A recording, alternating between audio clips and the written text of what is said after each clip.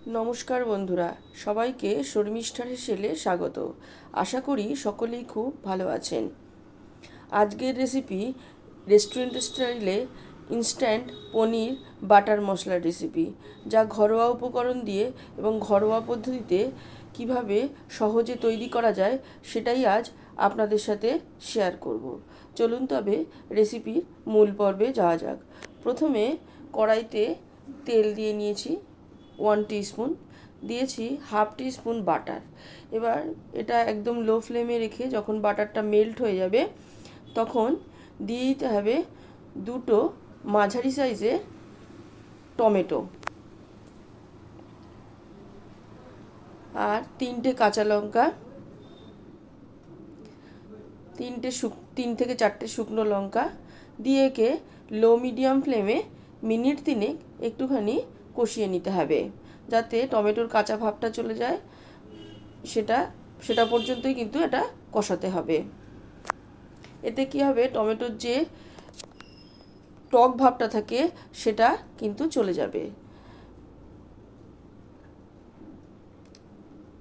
এবার এটা 2-3 মিনিট কষানোর পরে এবার একে কড়াই থেকে তুলে নিতে হবে এবং এটা মিক্সিং জারে দিয়ে দিতে হবে এবং ঠান্ডা হতে দিতে হবে।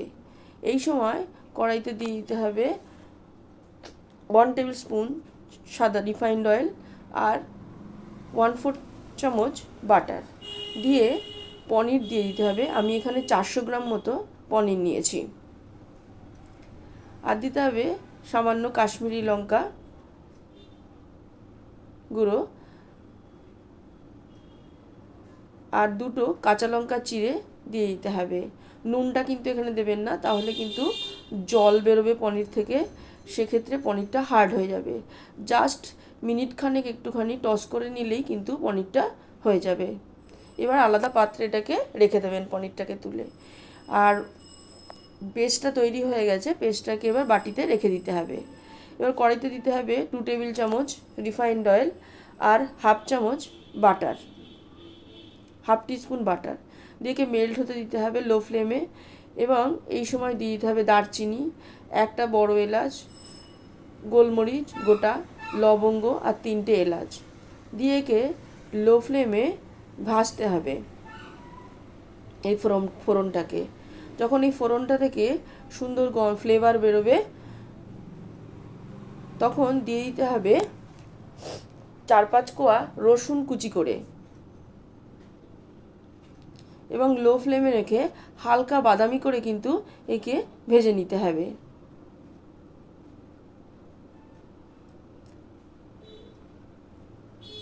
এবার দিয়ে দিতে হবে পেঁয়াজ কুচি। আমি এখানে 2টো মিডিয়াম সাইজের পেঁয়াজ একদম মিহি করে কুচিয়ে নিয়েছি এবং লো ফ্লেমে রেখে একেও 2-3 মিনিট কিন্তু বাদামি করে ভেজে নিতে হবে, যাতে পেঁয়াজটার কাঁচা গন্ধ না থাকে এবং পেঁয়াজটা সুন্দর ভাজা হয়ে যায় সেদিকে কিন্তু খেয়াল রাখতে হবে। দেখুন বাদামি করে ভাজা হয়ে গেছে। এবার যে টমেটো পেস্টটা করে রাখা হয়েছিল সেটাকে কিন্তু দিয়ে দিতে হবে এবং লো ফ্লেম অবশ্যই রাখবে এবং লো ফ্লেমে রেখে একে কিন্তু মিনিট 2-3 কষিয়ে নিতে হবে।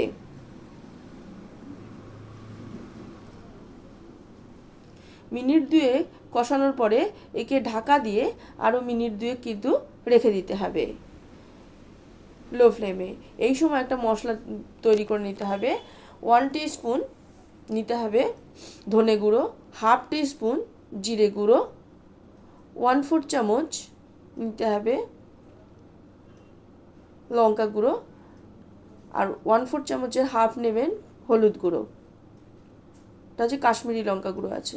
এবার একটু জল দিয়ে একে গুলে মশলাটাকে রেখে দিতে হবে। যে পরিমাণ কাশ্মীরি লঙ্কা গুঁড়ো নেবেন তার হাফ কিন্তু হলুদ গুঁড়ো নেবেন, তাহলে কালারটা ভালো হবে। আর প্রায় 15টা মতো কাজু বাদাম ভিজিয়ে রেখে দিতে হবে। এবার মিনিট 2 পরে দেখুন কালারটা খুব সুন্দর এসছে এবং একে আরেকটু নেড়ে নিতে হবে।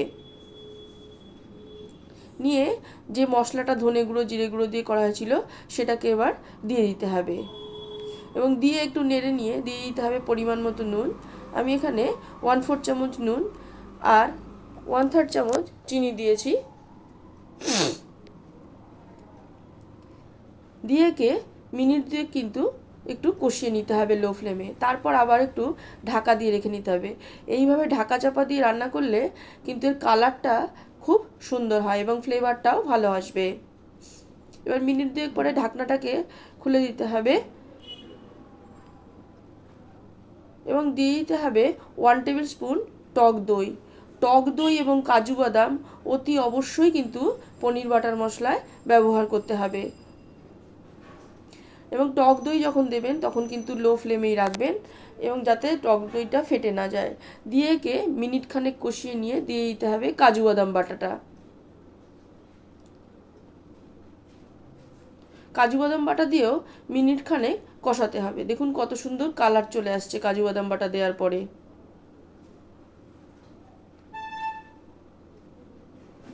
এছাড়াও আরও দুটো জিনিস কিন্তু এখানে দিতে হবে পরবর্তীকালে। এবার কাজু বাদাম বাটা দিয়ে এবার একে মিনিট দেড়েক ঢেকে রেখে দেবেন, তাহলে কালারটা আরও ভালো আসবে।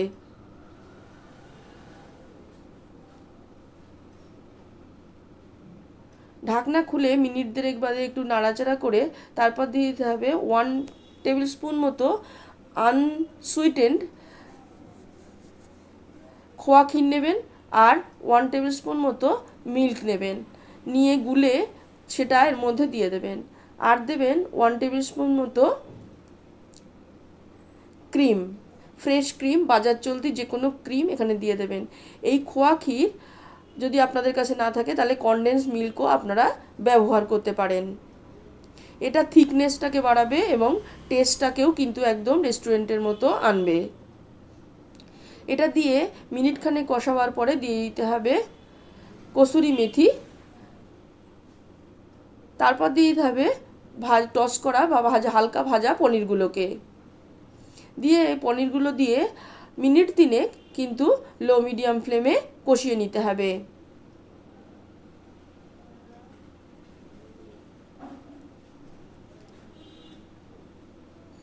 এবার পরিমাণ মতো জল দিয়ে দিতে হবে। এখানে ঈষদুষ্ণ জল আমি দিয়েছি, 1 কাপের মতো জল দিলেই হয়ে যাবে। দিয়ে কে ফুটতে দিতে হবে লো ফ্লেমে।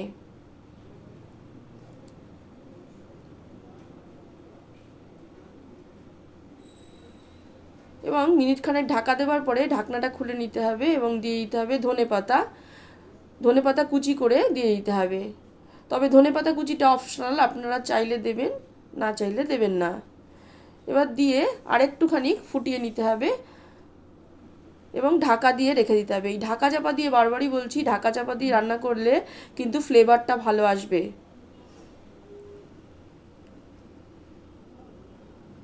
এবার ঢাকনাটা মিনিট দুয়েক বাদে খুলে নিয়েছি এবং গ্যাসটাকে বন্ধ করে দিতে হবে এবং তারপর ওপরে ছড়িয়ে দিতে হবে ধনেপাতা কুচি এবং ফ্রেশ ক্রিম। তৈরি হয়ে গেল ইনস্ট্যান্ট পনির বাটার মশলা রেস্টুরেন্ট স্টাইলে। এটাকে পোলাও, রুটি, নান, কুলচা সব কিছুর সাথে কিন্তু ডিনারে বা কখনো কখনো লাঞ্চেও কিন্তু এটা পরিবেশন করতে পারেন। আপনারা যদি আমার চ্যানেলের নতুন বন্ধু হয়ে থাকেন এবং চ্যানেলটি এখনও সাবস্ক্রাইব করে না থাকেন এবং রান্নাগুলো যদি আপনাদের ভালো লেগে থাকে তবে চ্যানেলটি সাবস্ক্রাইব করবার অনুরোধ রইল। এবং পুনরায় বন্ধুরা যেভাবে আমার পাশে আছেন এইভাবেই আমার পাশে থেকে আমাকে এগিয়ে যেতে সাহায্য করবেন। রেসিপিটি ভালো লাগলে লাইক করবেন, শেয়ার করবেন এবং কমেন্ট করে জানাবেন আপনাদের কেমন লাগলো। আজ